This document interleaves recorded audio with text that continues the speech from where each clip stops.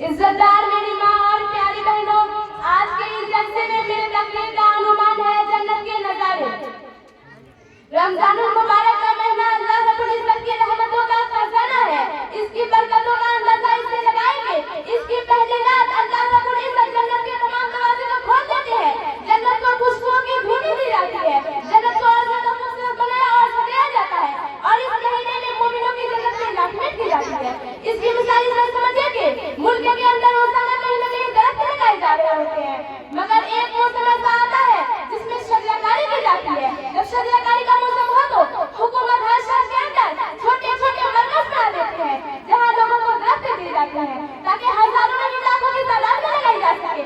اسی طرح جنت تو اللہ رب العزت ہر روز یاد کرتے ہیں اس بندے کے لیے جو گناہوں سے توبہ طائب ہو جاتا ہے۔ مگر رمضان المبارک کا مہینہ یہ جنت کی رات میں کا خصوصی مہینہ ہوتا ہے، اسی لیے جنت کے دروازے کو کھول دیتے ہیں اور اسے سجایا جاتا ہے۔ دنیا ہماری جو وطن اقامت ہے، جنت ہمارا وطن اصلی ہے۔ جیسے یہاں سے ایک آدمی ساؤ افریقہ چلا جائے اور وہی کاروبار کر لے، مگر گھر میں بچے ہو رہے ہو تو ساؤتھ افریقہ رہنے کی وجہ سے اس کا وطن اقامت بن گیا۔ بجلی سے جانا پڑتا ہے، رہنا پڑتا ہے، پھر آخر لوٹ کے وطن گھر ہی آتا ہے۔ اس گھر کی جگہ کو وطن اصلی کہتے ہیں۔ ہمارا وطن اصلی جنت ہے، ہم جنت کے باسی تھے۔ اللہ رب العزت نے ہمیں اپنی بندگی کے لیے دنیا میں بھیجا ہے۔ جب ہم دنیا سے لوٹ کر جائیں گے تو اللہ رب العزت ہمیں جنت کی رہائش کی جگہ عطا فرمائیں گے۔ تو نبی کریم صلی اللہ علیہ وسلم نے حدیث میں ارشاد فرمایا کہ رمضان المبارک کے دوران یہ دعا کثرت سے مانگا کرو، اللہم انی اسألک الجنہ واعوذ بک من النار۔ اے اللہ میں آپ سے جنت کو طلب کرتی ہوں اور آپ سے میں جہنم کی پناہ مانگتی ہوں۔ جنت کو طلب کرنے کا حکم دیا اور جہنم سے پناہ مانگنے کا حکم دیا۔ جنت کو حاصل کرنا یہ ہماری ضرورتوں میں سے ایک بڑی ضرورت ہے۔ بعض اوقات ایک غلط فہمی آ جاتی ہے، لوگوں میں اور کتابوں میں اور یہ واقعات پڑھتے رہتے ہیں۔ رابعہ مجھے کہتی تھی ایک ہاتھ میں پانی لے کر اور دوسرے ہاتھ میں آگ لے کر کہ آگ سے میں جنت کو جلا دوں گی اور پانی سے میں جہنم کو بجھا دوں گی، تاکہ لوگ جنت اور جہنم کی وجہ سے عبادت نہ کریں، تاکہ اللہ کی محبت میں عبادت کریں۔ یہ رابعہ بس لے کر دربار حال کا واقعہ تھا۔ حضرت مجدد الفسانی رحمۃ اللہ علیہ ایک بزرگ گزرے ہیں، وہ فرماتے ہیں کہ اگر رابعہ بیچاری بھیڑ سے واقف ہوتی تو وہ ایسا نہ کرتی کہ اللہ رب العزت خود جنت کی طرف بلا رہے ہیں۔ واللہ یدعو الی دار السلام، اور جس کی طرف اللہ بلائے اس کی طرف ذرا ایک منشا خداوندی ہوتی ہے۔ تو ایسے اللہ والوں کی محبت الہی کے غلبے میں یہ باتیں کرتے رہنے بھی محبت کی وجہ سے ہوتا ہے۔ جیسے ابن باز رحمۃ اللہ علیہ ایک بزرگ گزرے ہیں، موت کے وقت میں جنت کی مناظر دکھائے گئے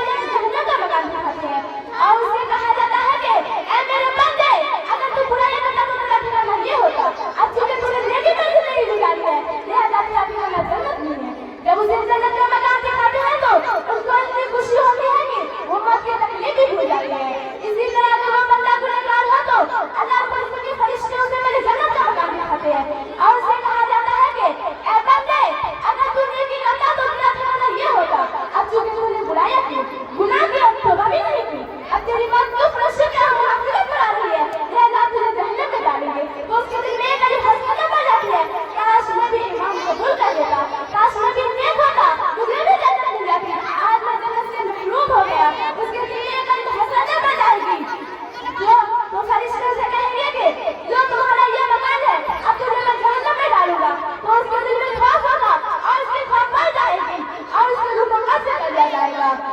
अल्लाह रब्बुल इज्जत ने कुरान मजीद में इरशाद फरमाया है कि जहन्नम के 7 दरवाजे हैं, लेकिन हदीस में आता है कि जन्नत के 8 दरवाजे हैं। अब इसमें उलमा ने एक नुक्ता लिखा है, नुक्ता ये लिखा है कि जिस तरफ से ज्यादा लोगों का आना होता है उस तरफ के रास्ते को बढ़ा दिए जाते हैं। और आपने देखा होगा कि घर में एक मेन गेट होता है और एक मस्कुरा छोटा सा गेट उस प्रोसेस के लिए बना देती है, जहाँ से ज्यादा लोगों के आने की गुंजाइश बना दी जाती है, वहाँ से ज्यादा लोगों के आने की गुंजाइश बना दी जाती है। और जहाँ से थोड़ों का आना होता है वहाँ से थोड़ों के आने की गुंजाइश बना दी जाती है। तो हमारे मसला ये है कि अल्लाह रब्बुल इज्जत ने जहन्नम के 7 दरवाजे बनाए हैं और जहाँ से 8 दरवाजे बनाए हैं। अल्लाह रब्बुल इज्जत की इशारा ये है कि मेरे ज्यादा बंदे जन्नत में जाएंगे और जिसका वो दिमाग में पहले ही बड़ा और ज़्यादा कर जाते हैं, मेरे ज्यादा बंदे जन्नत में जाएंगे। तो जिस पर वो दिमाग में पहले ही बड़ा और ज़्यादा कर दिया कि मेरे ज्यादा बंदे नेकी करे और वो जहन्नम में जाने के बजाय जन्नत में जाने वाले बन जाए। जन्नत क्या है? आज की इस महफिल में चंद बातें आज से कही जाएगी। अल्लाह रब्बुल इज्जत की बनाई हुई एक जगह है जिसके बारे में आता है माला ऐन रअयतु वमा अज़न समितु वला खतर अला क़ल्बी बशर, जिसे किसी आँख ने देखा नहीं, जिसके बारे में किसी कान ने सुना नहीं, जिसका ख्याल किसी इंसान के दिमाग तक नहीं गुजरा। तो जन्नत हमारे ख्वाब और ख्याल से भी ज्यादा हसीन और खूबसूरत जगह है। ये अल्लाह रब्बुल इज्जत की नेक बंदों की रिहाइश गाह है। अर्श खुदाबंदी जन्नत की छत होगी और अर्श के बिल्कुल नीचे जन्नत होगा। तो अल्लाह रब्बुल इज्जत इरशाद फरमाते हैं वस्समाउ बिना, तो हमने आसमान को बनाया तो उसको तौसीफ दी, वो हम अपने फैल रहा है। तो अल्लाह ने मसला लिखा है कि जिस तरह आसमान हम अपने फैल रहा है उसी तरह जन्नत भी हमें फैल रही है। जैसे कमान से तीर निकले तेजी के साथ सफर करता है, उससे भी ज्यादा तेजी के साथ जन्नत फैल रही है। ये अल्लाह रब्बुल इज्जत की रहमत कम मतलब उस बंदे की तरफ बढ़ रही है। ये अल्लाह रब्बुल इज्जत की करम और मेहरबानी है कि उसने इनाम वाली जिंदगी को हर वक्त एक सेकंड होने का मौका अता फरमा दिया कि जन्नत हर में बढ़ रही है ताकि मेरे बंदे वहां जाए। क़यामत के दिन जो जन्नती होंगे अल्लाह रब्बुल इज्जत से प्रोटोकॉल अता फरमाएंगे। दुनिया के अंदर इस्तेमाल किया जाता है, प्रोटोकॉल दिया जाता है। प्रोटोकॉल का मतलब क्या है? जब किसी को अपने घर बुलाना हो तो अपना ड्राइवर गाड़ी भेज देते हैं कि जाओ वो घर पे आओ, लेकिन पहले उनको बता देते हैं कि आप घर आइए। लेकिन इज्जत अफजाई इसमें होती है कि मेहमान बहुत मुआज़िज़ हो तो अपना ड्राइवर गाड़ी भेज देते हैं कि जाओ उनको घर पे आओ। तो अल्लाह रब्बुल इज्जत की जन्नत को प्रोटोकॉल अता फरमाएंगे और फरिश्तों को भेजेंगे और कहेंगे कि जाओ मेरे बंदे को मेरे पास ले आओ। तो जन्नतियों को बाजमात में कराएंगे। तो अल्लाह रब्बुल इज्जत ने कुरान मजीद में इरशाद फरमाया कि वसीक़ल लज़ीना इत्तक़ौ रब्बहुम इलल जन्नति ज़ुमरा, क़यामत के दिन जब जन्नती लोग जन्नत में दाखिल होंगे तो वो जन्नत के दरवाजे पर पहुंचेंगे तो फरिश्ते उनसे कहेंगे सलामु अलैकुम तबक्कुम फअदखुलूहा खालिदीन, तुम पर सलामती हो, उसको सलाम पेश किया जाएगा।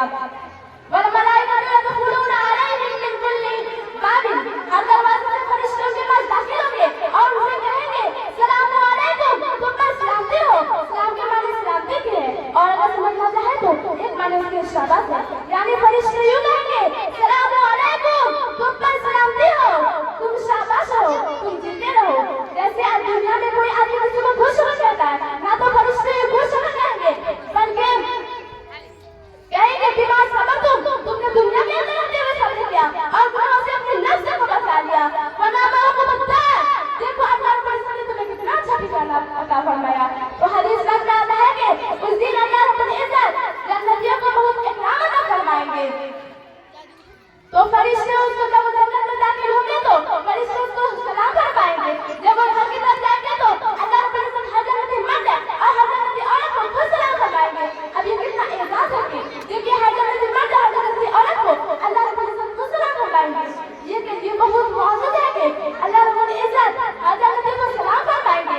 ये ऐसा ही है जैसा कि आप किसी के घर जाए और घर की कोई औरत आपको सलाम करती है, आपका इस्तकबाल करती है, तो ये अहले खाना ने सलाम किया, ये इस्तकबाल हुआ करता है। तो अल्लाह रब्बुल इज्जत की जन्नतियों को जन्नत में सलाम फरमाएंगे।